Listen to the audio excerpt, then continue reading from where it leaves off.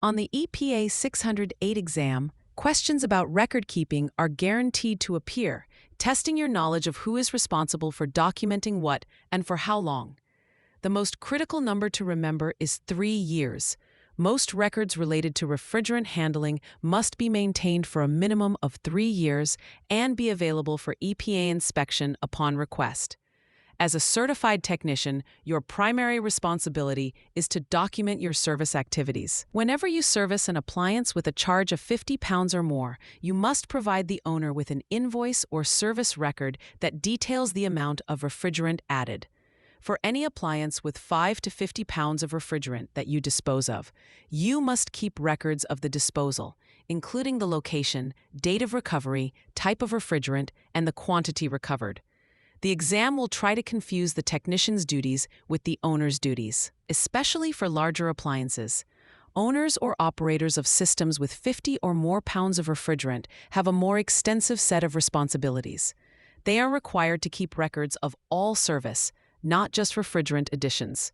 This includes documenting leak inspections, the results of those inspections, leak rate calculations, and detailed records of repair efforts, including initial and follow-up verification tests. If a system needs to be retrofitted or retired, the owner must maintain records of that plan. All these records must also be kept for at least 3 years. A common exam trap involves questions about records for venting refrigerant.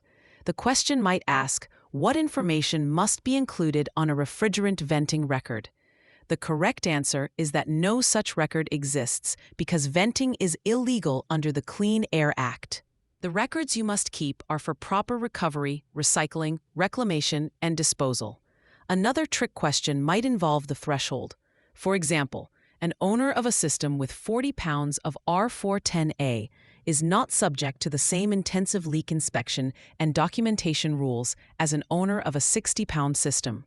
The 50-pound threshold is a key dividing line for owner responsibilities. To easily remember the core information a technician must provide on a service invoice for a large appliance, use the phrase I-date QR.